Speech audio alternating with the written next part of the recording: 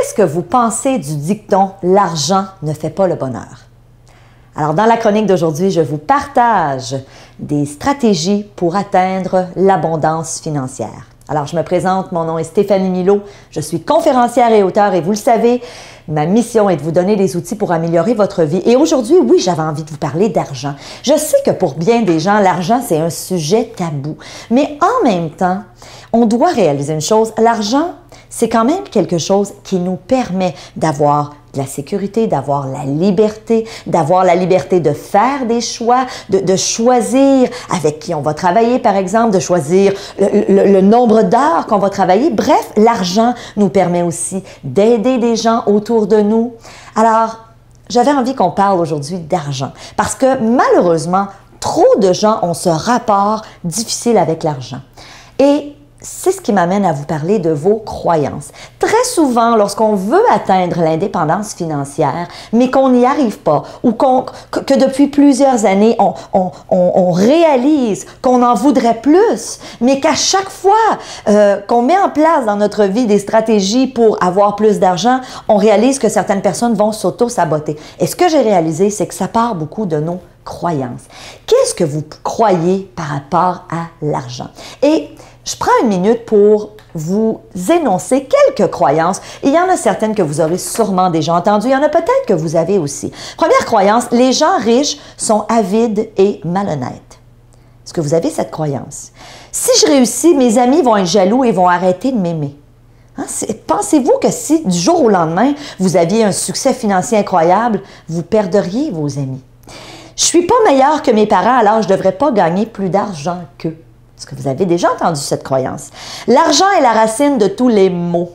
Alors ça, on l'a entendu. Je ne mérite pas de gagner beaucoup d'argent. Donc ça réfère souvent à notre estime de nous-mêmes, de penser qu'on n'est pas assez bon, qu'on n'est pas assez qualifié, qu'on ne mérite pas cet argent-là. L'argent ne pousse pas dans les arbres, vous l'avez sûrement déjà entendu. C'est difficile de gagner de l'argent. Alors, il y a effectivement des gens qui ont cette croyance que c'est difficile de gagner de l'argent.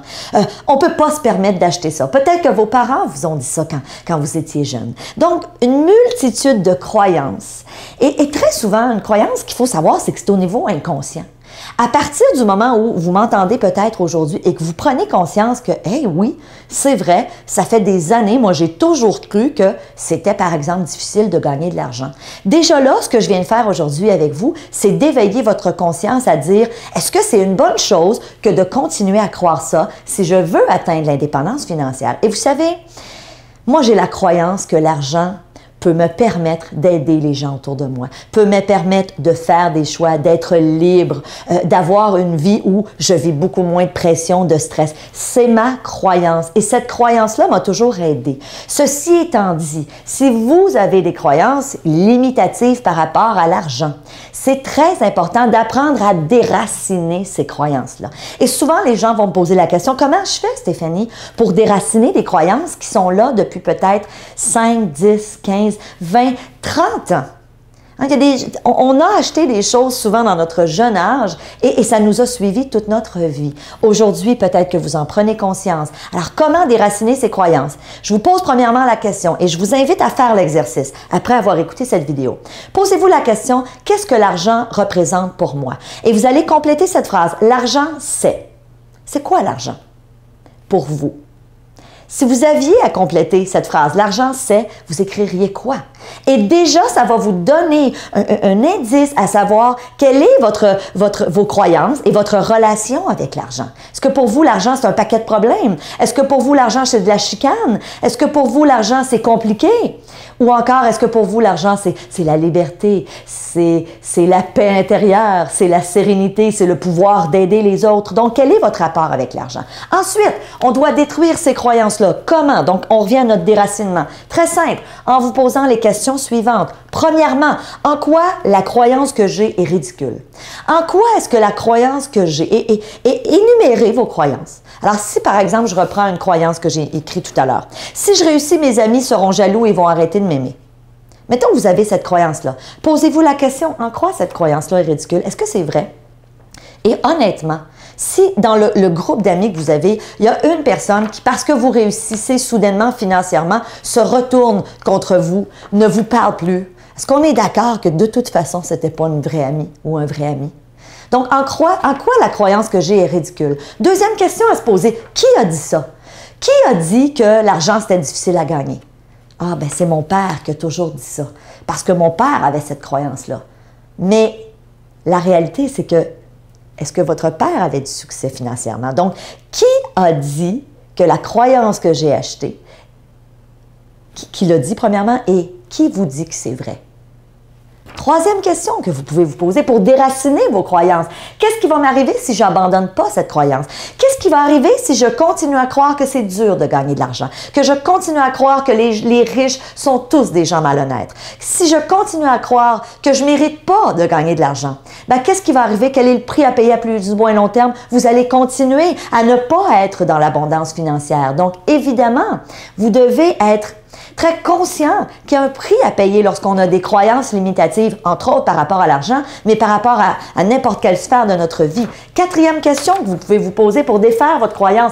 Quel prix est-ce que je vais payer à plus ou moins long terme si j'abandonne pas cette croyance, mais aussi quel prix vont payer les gens autour de moi si j'abandonne pas ma croyance? Donc, si par exemple, on continue à en arracher financièrement, quel prix est-ce que mes enfants vont payer, par exemple?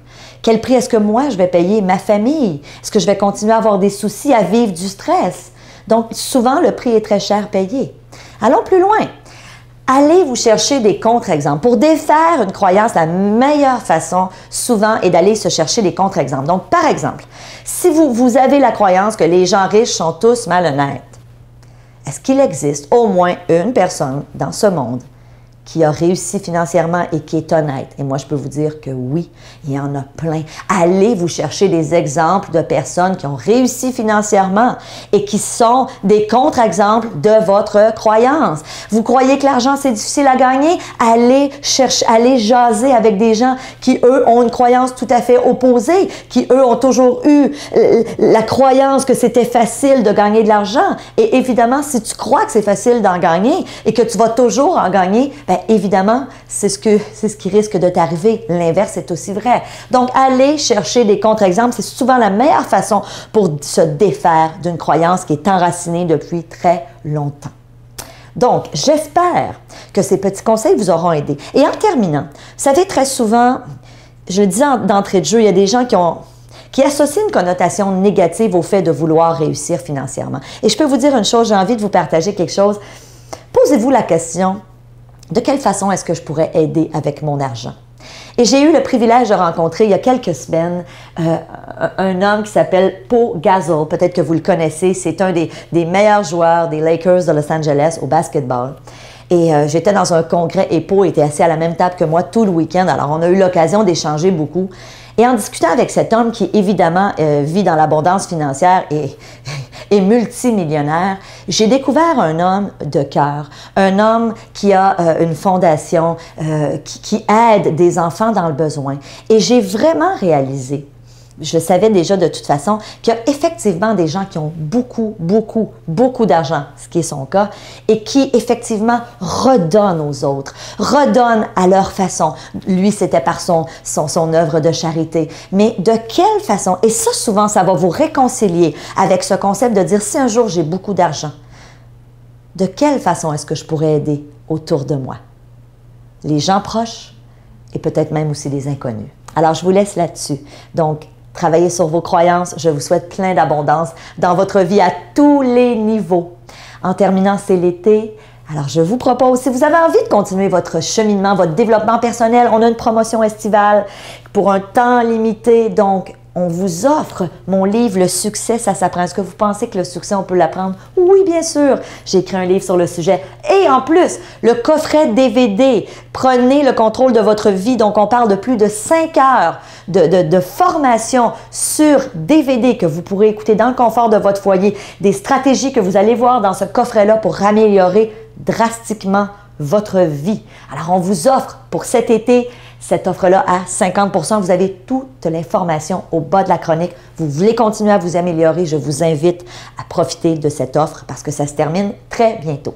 Alors, en attendant, c'est mercredi. Je vous dis bon mercredi. Je vous remercie d'être là et on se voit samedi. Salut!